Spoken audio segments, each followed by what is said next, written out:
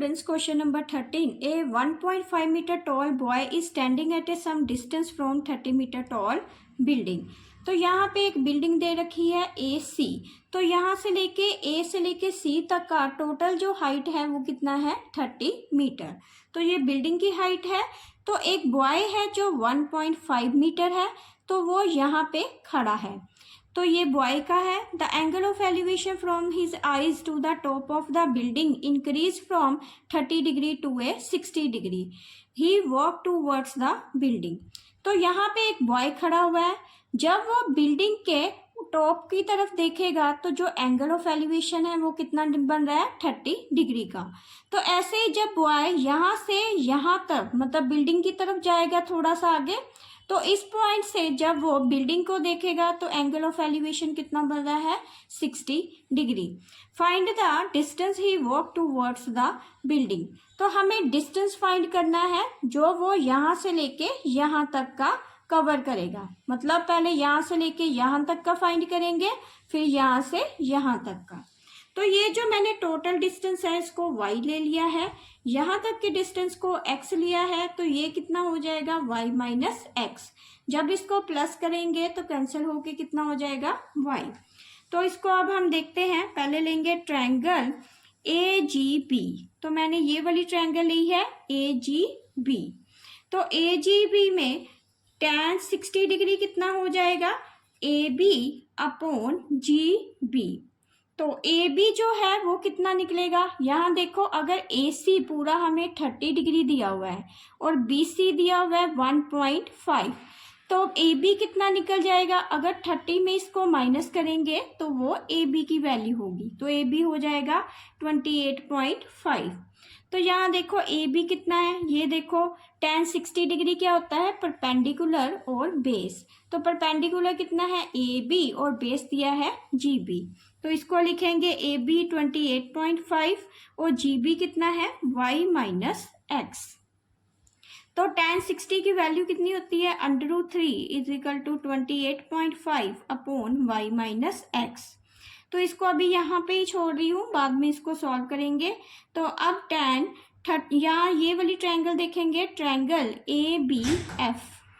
तो triangle A B F में जो एंगल बन रहा है वो कितने डिग्री का है 30 डिग्री का. तो tan 30 डिग्री इक्वल टू कितना हो जाएगा परपेंडिकुलर कितना है ए बी और बेस कितना है बी एफ. तो यहाँ लिख देंगे A B upon B F. तो ए बी अपॉन जो बी एफ है, बी एफ मतलब टोटल डिस्टेंस है. तो टोटल डिस्टेंस किसके इक्वल है ये y के. तो इसको y ले लेंगे. ए बी कितना है 28.5 अपॉन y.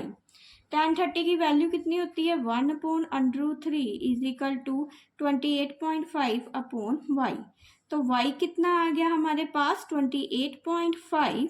तो ये क्रॉस मल्टीप्लाई हो जाएगा √3. तो यहाँ पे ये y की वैल्यू आ गई, मतलब यहाँ से लेके यहाँ तक का टोटल डिस्टेंस निकल आया. तो ये मैंने यहाँ पे इसको छोड़ रखा था. अब x की वैल्यू भी निकाल लेंगे. तो इसको क्रॉस मल्टीप्लाई करते हैं इस टर्म को. तो ये आ जाएगा y minus x √3 is equal to 28.5. तो y √3 minus x √3 is equal to 28.5. तो y जो है वो कितना दे रखा था, y की जो वैल्यू थी वो है 28.5 √3 into √3 minus x √3 equal to 28.5.